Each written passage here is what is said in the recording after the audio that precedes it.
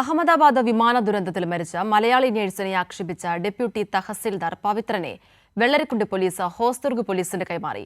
പവിത്രനെ താലൂക്ക് ഓഫീസിൽ നിന്നാണ് കസ്റ്റഡിയിലെടുത്തത്. അതേസമയം പവിത്രനെ സർവീസിൽ നിന്ന് പിരിച്ചുവിടണമെന്ന് ജില്ലാ കളക്ടറും ശുപാർശ ചെയ്തു. വിവരങ്ങളുമായി ചേതൻ സാജൻ ചേരുകയാണ്. ചേതൻ, ഇത്തരത്തിൽ സമൂഹമാധ്യമങ്ങളിലുള്ള അധിക്ഷേപം, ആ ഒരു കേസിലാണ് ഇപ്പോൾ പവിത്രനെ കസ്റ്റഡിയിൽ വാങ്ങിയിരിക്കുന്നത്. ഇനിയിപ്പോൾ നടപടിക്രമങ്ങൾ എങ്ങനെയാണ്? എന്താണ് ലഭിക്കുന്ന വിവരങ്ങൾ? ചേതൻ. ആതിരായി അഹമ്മദാബാദ് വിമാനാപകടത്തിൽ മരിച്ച മലയാളി നഴ്സ് രഞ്ജിതയെ സാമൂഹ്യ മാധ്യമത്തിലൂടെ വളരെ മോശമായ രീതിയിൽ കമന്റ് ഇട്ടതിനാണ് ഈ ഡെപ്യൂട്ടി തഹസിൽദാറായ പവിത്രനെ പോലീസ് ഇപ്പോൾ കസ്റ്റഡിയിൽ എടുത്തിരിക്കുന്നത്. ഈ വെള്ളരിക്കുണ്ട് പോലീസ് ആയിരുന്നു ആദ്യം കസ്റ്റഡിയിലെടുത്തത്. പിന്നീട് ഇയാളെ ഈ ഹോസ്ദുർഗ് പോലീസിന് അല്പസമയം മുമ്പ് കൈമാറുകയായിരുന്നു.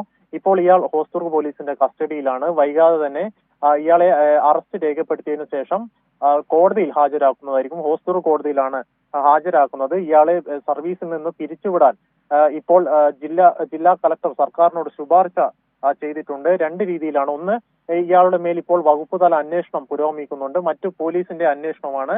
ഏതായാലും ഈ സംഭവത്തിൽ കടുത്ത പ്രതിഷേധമാണ് പൊതുസമൂഹത്തിൽ നിന്ന് ഉയർന്നു വന്നത്.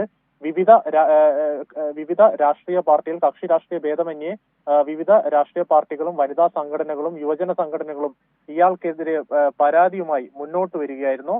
കഴിഞ്ഞ ദിവസമാണ് ഇയാൾ ഈ മലയാളി നഴ്സിനെ വളരെ അവരുടെ വ്യക്തിത്വത്തെ തന്നെ ചോദ്യം ചെയ്യുന്ന രീതിയിലുള്ള മോശമായ കമന്റ് ഫേസ്ബുക്കിൽ ഇടുന്നത്.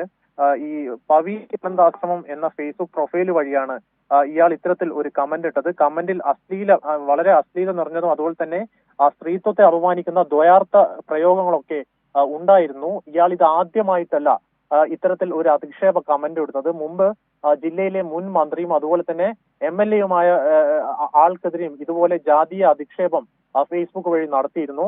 കഴിഞ്ഞ സെപ്റ്റംബറിലായിരുന്നു ഇങ്ങനെ ഇത്തരത്തിലൊരു കമന്റ് ഇയാൾ ഇട്ടത്. ഇതേ തുടർന്ന് 6 മാസം ഇയാളെ സർവീസിൽ നിന്ന് സസ്പെൻഡ് ചെയ്തിരുന്നു. ഇതിപ്പോൾ രണ്ടാമത്തെ തവണയാണ് ഇയാൾ ഇതേ സമാന കേസിൽ പെടുന്നത്. ഏതായാലും